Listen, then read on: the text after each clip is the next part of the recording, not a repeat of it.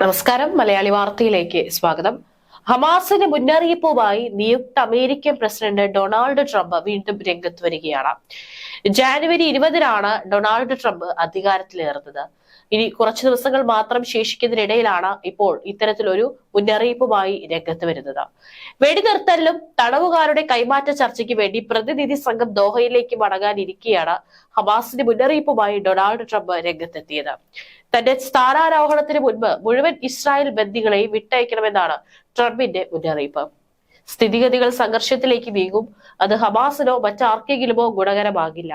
അതേപറ്റി കൂടുതലൊന്നും പറയാൻ ആഗ്രഹിക്കുന്നില്ല. വളരെ നേരത്തെ തന്നെ അവർ തിരിച്ചെത്തേണ്ടതാണ്. ഇനിയും അധികകാലം അവർ ബന്ദികളായി തുടരില്ല. ഇസ്രായേലികൾ അടക്കം തന്റെ സഹായം അഭ്യർത്ഥിക്കുന്നുണ്ട്. അമേരിക്കക്കാരും അക്കൂട്ടത്തിലുണ്ട്. അവരുടെ മാതാപിതാക്കൾ തന്നെ ബന്ധപ്പെടുന്നുണ്ട്. അവരുടെ ശവശരീരമെങ്കിലും തിരിച്ചു കിട്ടുമോ എന്ന് ചോദിക്കുന്നു. എനിക്ക് പറയാനുള്ളത് ഇത് മാത്രമാണ്. ചർച്ചകൾ തടസ്സപ്പെടുത്താൻ ആഗ്രഹിക്കുന്നില്ല. എന്നാൽ താൻ ചുമതലയേൽക്കുന്നതിന് മുൻപ് കരാർ ഉണ്ടായില്ലെങ്കിൽ സ്ഥിതിഗതികൾ വഷളാകുമെന്നും ട്രംപ് മുന്നറിയിപ്പ് നൽകി. അതേസമയം ഇസ്രായേലുമായി വൈകാതെ ഒപ്പിടുമെന്ന് പ്രതീക്ഷിക്കുന്ന കരാറിന്റെ ഭാഗമായി 34 ബന്ദികളെ വിട്ടയക്കാൻ തയ്യാറാണെന്ന് ഹമാസ് അറിയിച്ചു. ഇവരുടെ പട്ടിക ഹമാസ് കൈമാറി. എന്നാൽ ഇവർ ജീവിച്ചിരിപ്പുണ്ടോ ഇല്ലയോ എന്ന വിവരം ഹമാസ് നൽകിയിട്ടില്ല. 2024 ജൂലൈയിൽ മധ്യസ്ഥർ വഴി ഇസ്രായേൽ കൈമാറിയതാണ് 34 ബന്ദികളുടെ പട്ടികയെന്നും ഹമാസ് ഉണ്ടാക്കിയതല്ലെന്നും പ്രധാനമന്ത്രി ബെഞ്ചമിൻ നെതന്യാഹുവിന്റെ ഓഫീസ് പ്രസ്താവനയിലും അറിയിച്ചിട്ടുണ്ട്.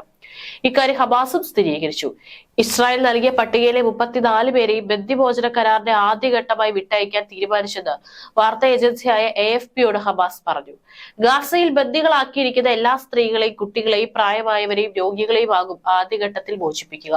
2023 ഒക്ടോബർ 7 ഇസ്രായേലിൽ കടന്നു കയറിയ ഹമാസ് 251 പേരെയാണ് ബന്ദികളാക്കി ഗാസയിലേക്ക് കൊണ്ടുപോയത്. ഇതിൽ 80 പേരെ 2023 നവംബറിൽ ഉണ്ടാക്കിയ വെടിനിർത്തൽ കരാറിന്റെ ഭാഗമായി വിട്ടയച്ചിരുന്നു. 240 പലസ്തീൻ തടവുകാരെ ഇസ്രായേലും മോചിപ്പിച്ചു. ബാക്കി 96 പേർ ഗാസയിലുണ്ട്. 34 ബന്ദികൾ മരിച്ചതാണ് ഇസ്രായേൽ സൈന്യം പറയുന്നത്. വെടിനിർത്തൽ കരാർ ഉടൻ ഉണ്ടാകുമെന്ന് US വിദേശകാര്യ സെക്രട്ടറി ആന്റണി ബ്ലിങ്കൻ തിങ്കളാഴ്ച പറഞ്ഞു. എന്നാൽ ജാനുവരി 20-ന് ഡൊണാൾഡ് ട്രംപ് US പ്രസിഡന്റായി ചുമതലയേറ്റ ശേഷമേ ഇതുണ്ടാകാൻ ഇടയുള്ളൂവെന്നും അദ്ദേഹം പറഞ്ഞു. 15 മാസം പിന്നിട്ട് ഇസ്രായേൽ ഹമാസ് യുദ്ധത്തിൽ ഗാസയിൽ 47,805 പേർ മരിച്ചു. ഇതിനിടെ വെസ്റ്റ് ബാങ്കിൽ ഇസ്രായേലുകാരുമായി പോയ ബസിന് നേരെ തിങ്കളാഴ്ച ഉണ്ടായ വെടിവയ്പിൽ 3 പേർ മരിച്ചു. 7 പേർക്ക് പരിക്കേറ്റു. പലസ്തീൻ ഗ്രാമമായ അൽ ഫുഡൂക്കിലാണ് വെടിവയ്പുണ്ടായത്. ആക്രമണികൾക്കായി തിരച്ചിൽ നടത്തുകയാണെന്ന് ഇസ്രായേൽ സൈന്യം അറിയിച്ചു. ഗാസയിൽ യുദ്ധം തുടങ്ങിയ ശേഷം വെസ്റ്റ് ബാങ്കിൽ ആക്രമണങ്ങളും കൂടിയിട്ടുണ്ട്.